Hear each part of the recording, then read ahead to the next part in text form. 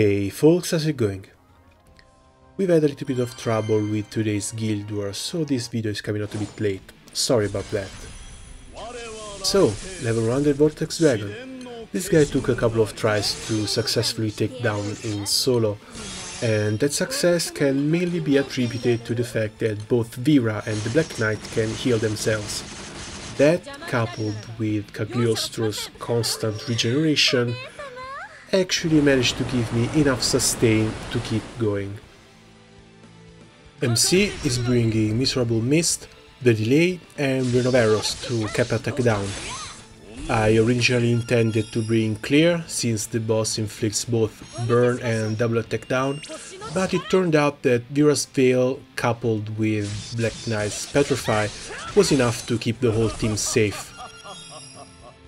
His other mechanic, the Reflection, can be easily countered by Black Knight's Dispel, even though that usually costs Black Knights about 4000 HP. And the rest of the fight is just a matter of balancing your health versus the 1500-ish damage that you get each turn. The only thing that irks me a little bit is the fact that I need to Ogi with a kill sword in order to cap defense down. And that just means having to wait even more turns before actually starting to deal damage.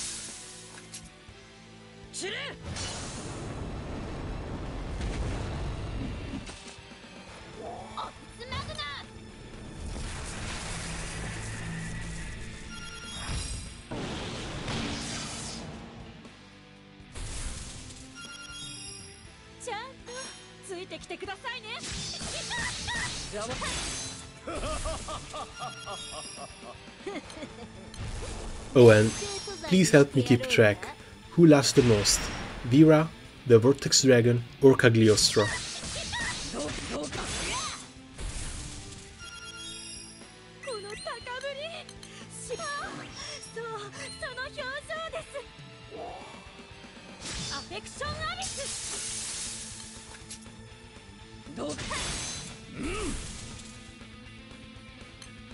His charge attack in normal mode is the same as his first trigger, the AoE multi-hit with double attack down and burn. I don't really want to deal with that, and Black Knight can make sure that I don't. I actually get to save Vera's Veil for another turn as well.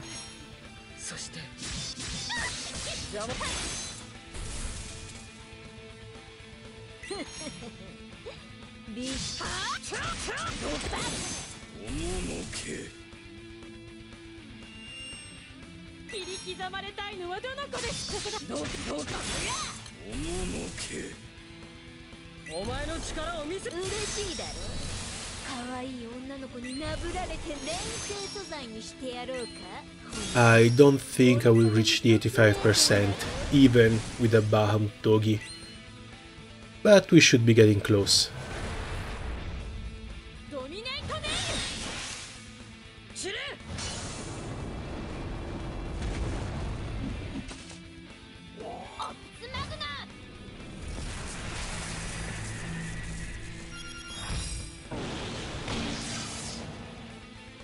And at 86%, it's finally the time for our first phalanx. And since people are falling below 10k HP, why not, let's use Athena.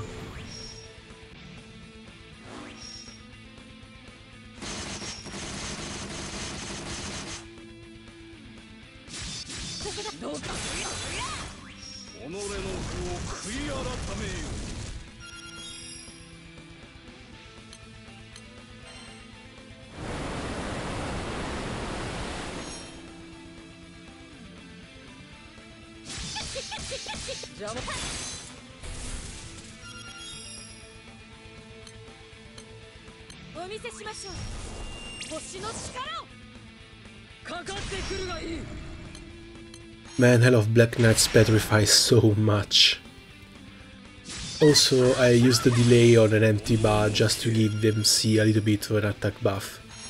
She's a bit too low in damage as of now.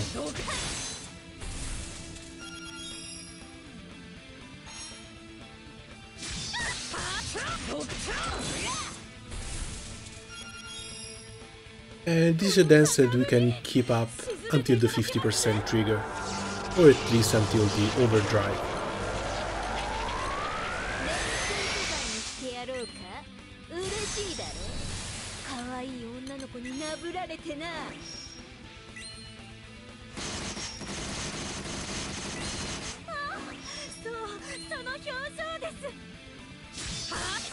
If only MC would multi-attack. That Ultima Sword in the grid shouldn't be just for decoration.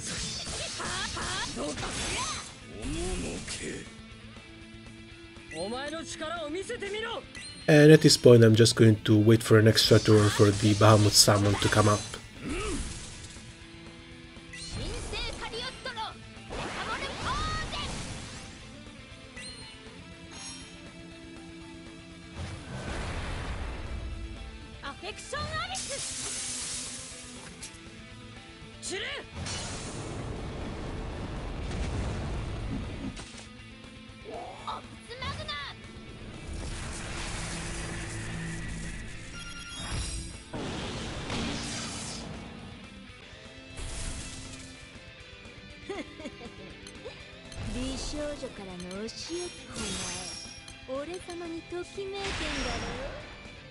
And for as long as you can save your phalanx, better to do so.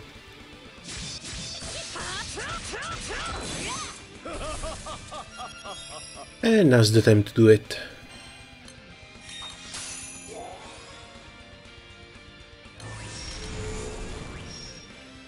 Black Knight's passive for the higher hostility actually makes her take a bit more damage than the others, so she needs a bit more maintenance.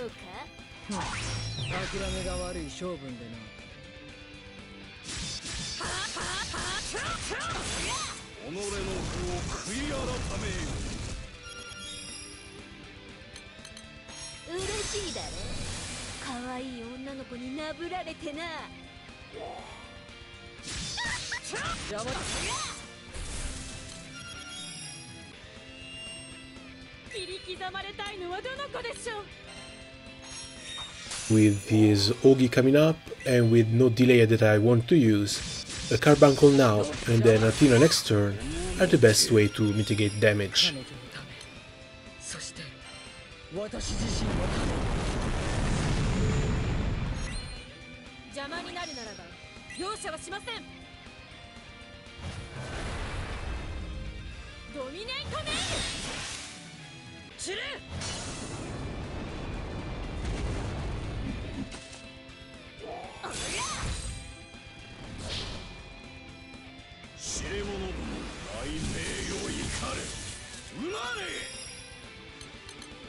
And for the mere cost of 4000 damage, there goes his Repel.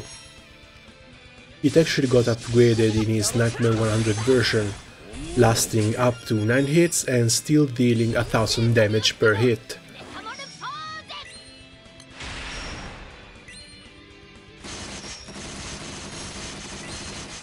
And to boost our healing a little bit more,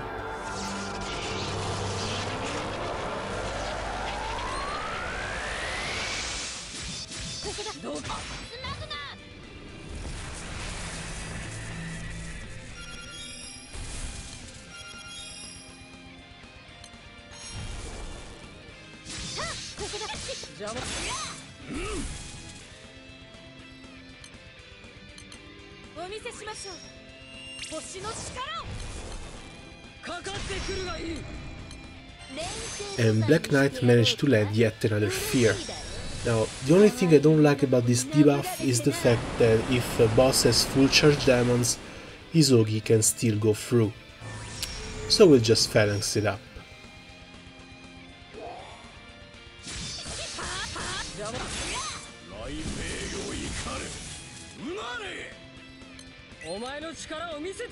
No, not that one.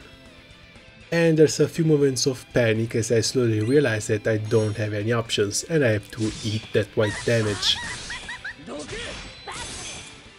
Still, Vera triple attacking allows her to get a little bit lower HP wise, and it's not that big of a danger for Black Knight either.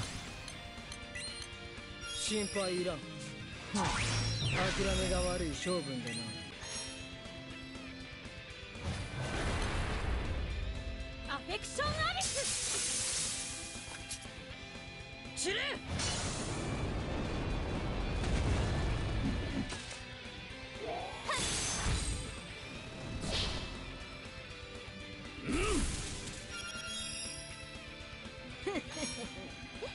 美少女からのどうかちゃんとついてきてください。どうかこの高ぶり沈めていただくの喜び、あなたにも教えて差し上げましょうか。そう、その表情です。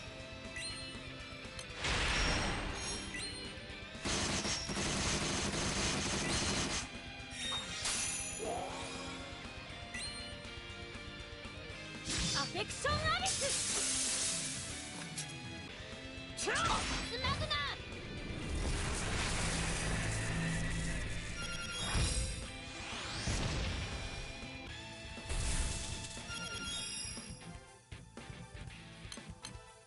嬉しいだろ。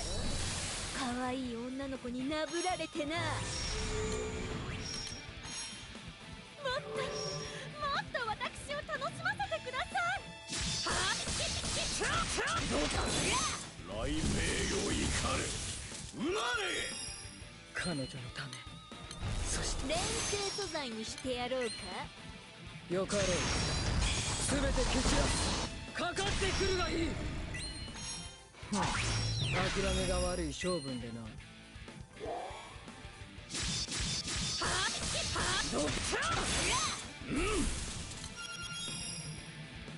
の高ぶり沈めていただけますね。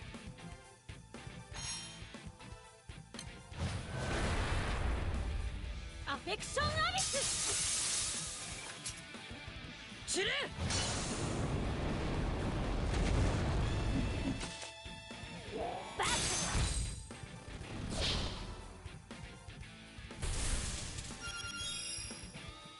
ちゃんとついてきてくださいね。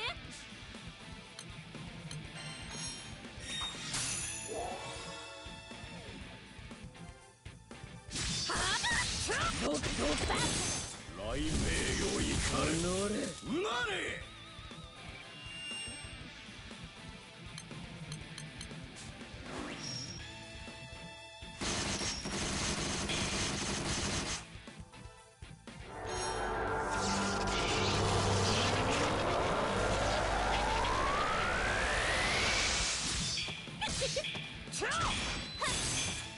And believe it or not, this is like the one time I like seeing people single attack.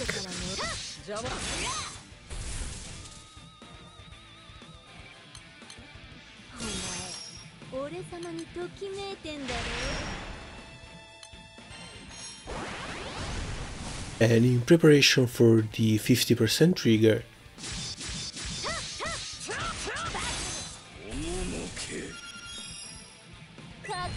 there we go, all nice and ready. Now we can easily phalanx, heal up and push.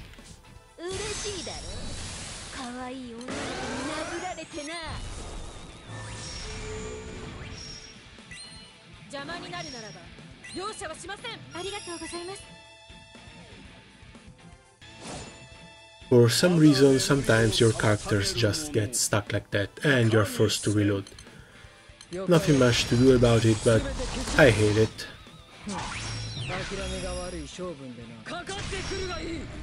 One thing I like though is how Black Knight just makes short work of this boss, and with another field landing, we're safe to push it down to the 25% trigger.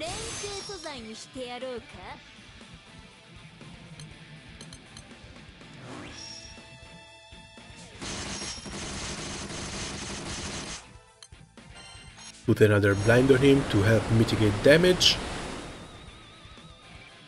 And there we go.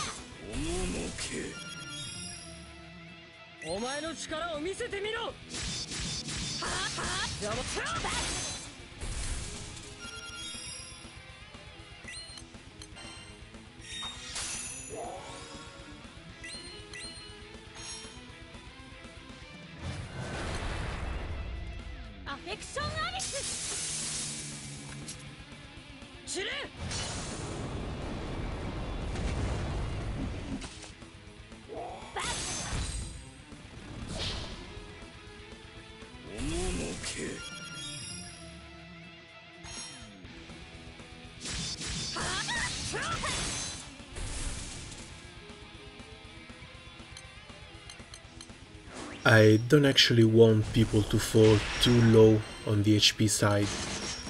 I believe the ideal sits at around 4 to 5000 HP. Below that, you risk getting your characters one shot by a trigger. Above that, well, you just feel no damage.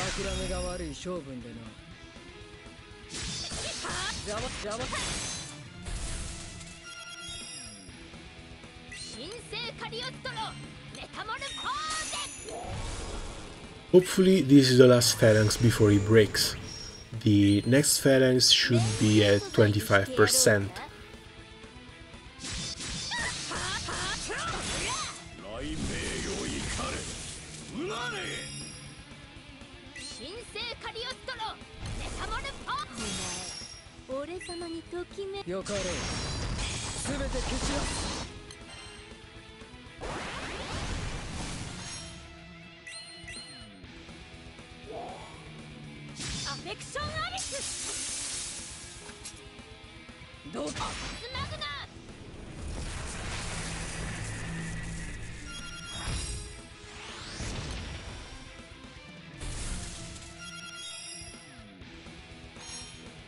Now, would you kindly break?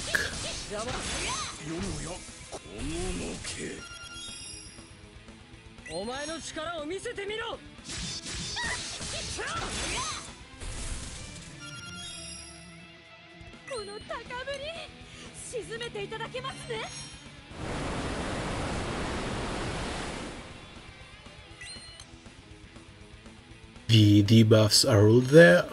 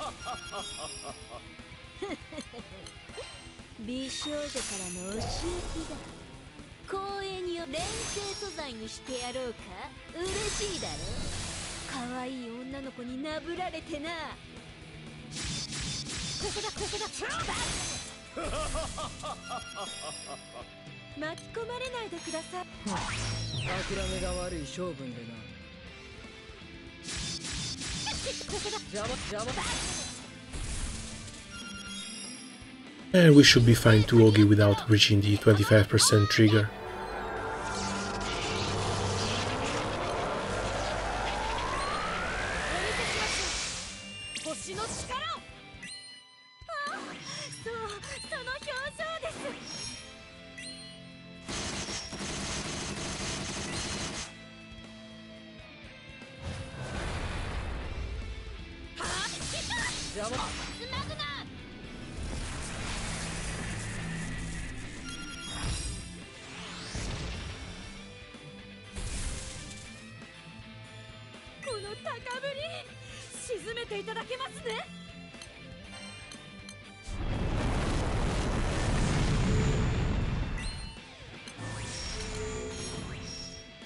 Just to make sure.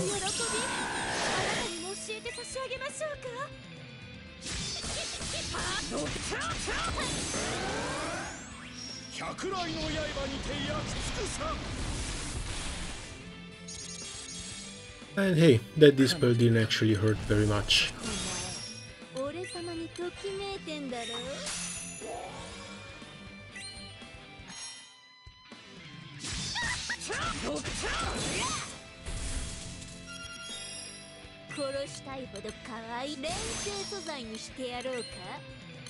His next trigger is down to the 10% mark, and he won't recover from the break until we get well past that, so from here on out it should be smooth sailing.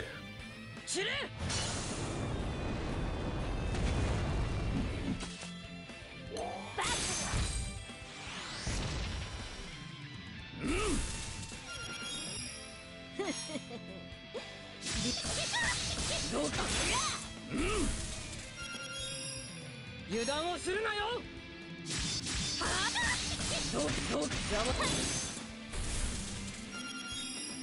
この高ぶり沈めていた。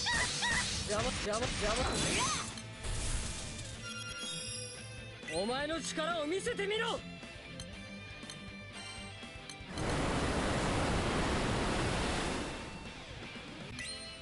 嬉しいだろ。可愛い女の子になぶられてな。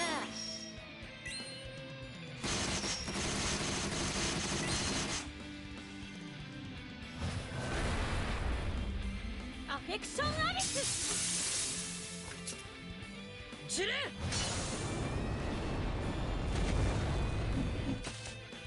オプスマグナ。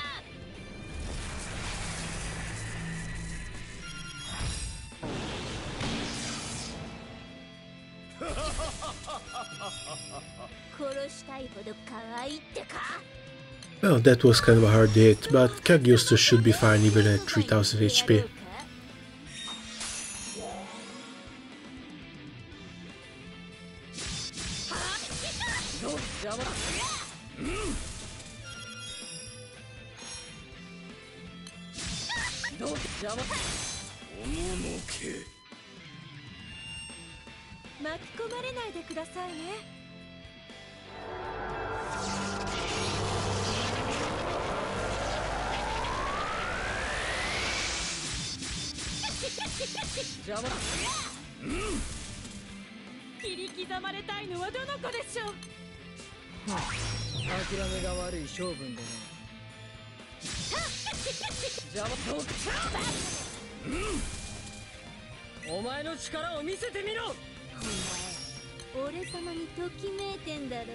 Well, we're getting close enough.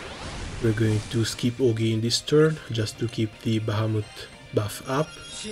And next turn we probably just Athena, Phalanx and hit it with everything we've got.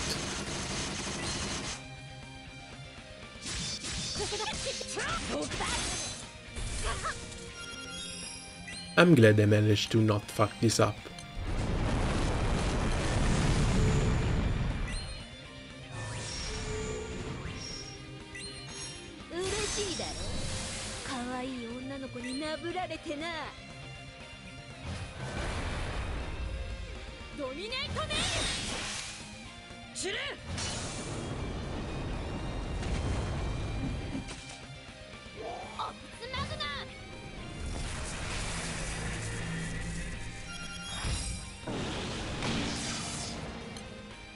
And here we are at the final stretch.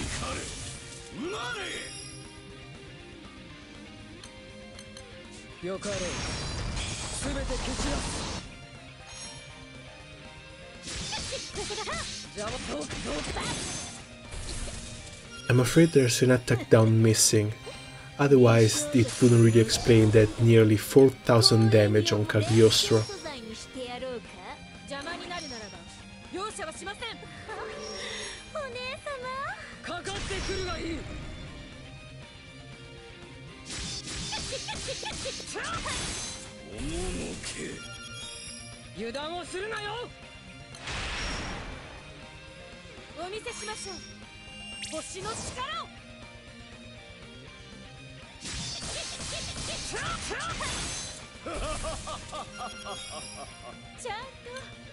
A 50% damage should be fine.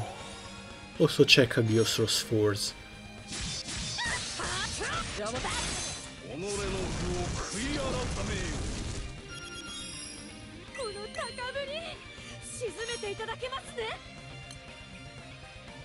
And really? Again? I don't think I've ever seen this happen twice in a single raid.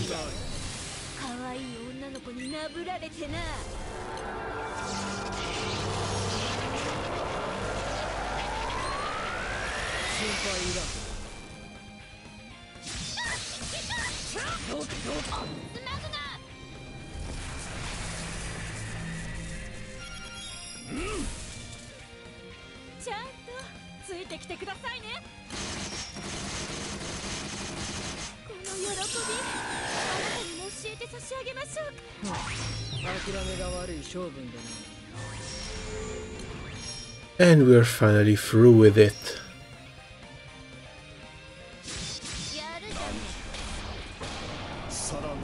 It was kind of a long run, but soloing with claws is fairly hard. So, thank you everyone for watching, hope you guys enjoyed it, and good luck for tomorrow's Guild War. This time around I believe my crew wants to aim for the top 3500s for the juicy SSR ticket. Let me know what you guys are aiming for, let me know how your Guild Wars are going, and for the moment that is all. See ya!